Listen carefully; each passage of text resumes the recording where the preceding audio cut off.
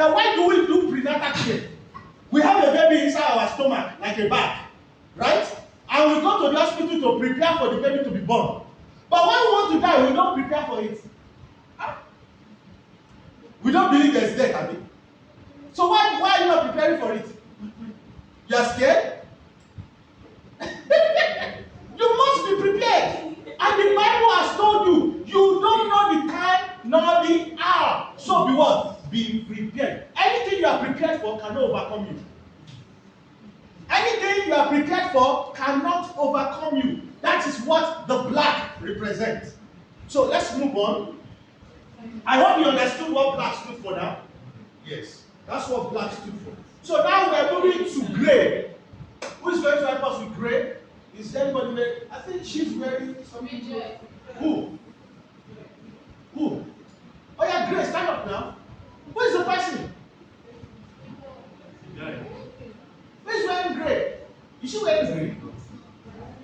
I don't think so. Okay, I will read gray. Okay, she does pronounce. Okay, gray. Naturality, balance, calm, sadness, and boredom. Aseity of the creator. Who is wearing white? I'm sure somebody will want to do white for us. Who is wearing white? Okay, thank you. Please clap for me.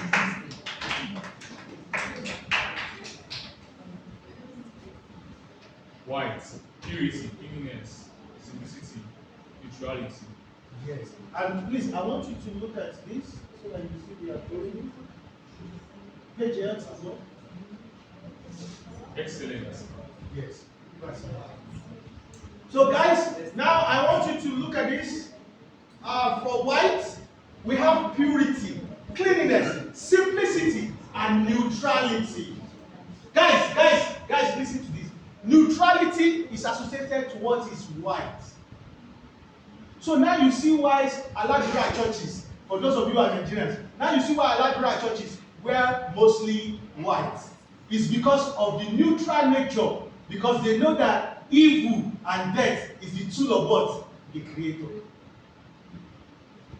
That's why when we want to bury people, we usually move towards white. Because of what? They are back to their natural state of being. Are you seeing the realistic way of this? And they carry spiritual consequences. If you look at Islam as in the religion, they are more towards white in their daily expression as well. Now, what we have as Christians over every other religion, I'm going to share with you today. And I'm sure you've not heard this before. Guys, listen very well. Christianity did something every other religion did not do, including the African religion. Christianity gave us ability to move creation in a better direction because of expression. Christianity is well documented. Regardless of the stage in our development, even during the Roman Catholic uprising with the reformers, you know, those who led to all the New Age churches, a lot of them were killed. They killed a lot of Protestants. I hope you know that. It was a physical war. But even during that unrest, they were documenting everything. We documented all our trials and failures in the Christendom. How many of you know that? Yes. We did that so powerful that it's helping us today to have an insight as to the past. And that is why we have theology. Yes. In the Christendom, we have theology. That's the study of theology. That's where you learn the history of Christianity. It's not a very beautiful story. Because let me tell you, this church called Living Faith Church Worldwide cannot be in existence if some people did not die physically for it to be. How many of you know that? People physically were beheaded for you to be able to be Protestants today. Yes. Yes. They were beheaded like this. If you go to theology, they will show you the movie. It's not a pretty movie. If you don't become a Roman Catholic and swear to be a Roman Catholic that time, you will be beheaded.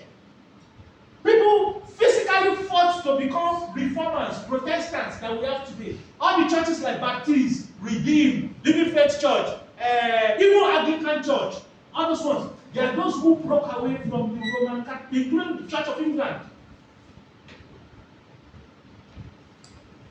And the sentiment are still there. You have to wake up to that reality. Rome now has gone through a lot of transformation. The new Pope Francis, who we have now, has been trying to talk about that. And that's why you see that even in the Roman Catholic Church, they have unrest. A lot of unrest. It's as far back as that. And the reason why, part of the reason why, is because of the fact that they wanted to have a closed door to creation. And once you do that, you will have unrest, because knowledge is never stagnant. It's always moving. Knowledge is what moves our existence. Once you try to say, it's only this, you don't have Aseity. Once you say, it is only this, you don't have what? Aseity. And that's why you saw when Jesus said, I'm the Son of God, they did what? They killed him for that. Jesus was killed for calling himself the Son of God.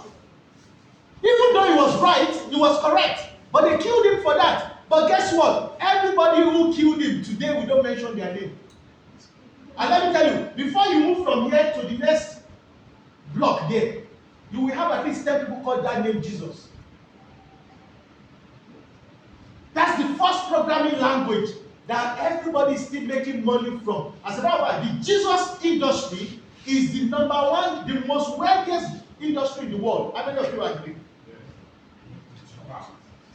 The Jesus logo, the Jesus industry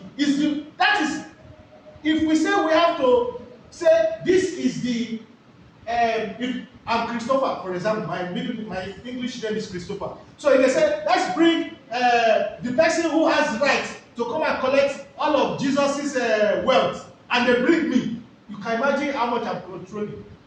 I'm not controlling money, I'm controlling people.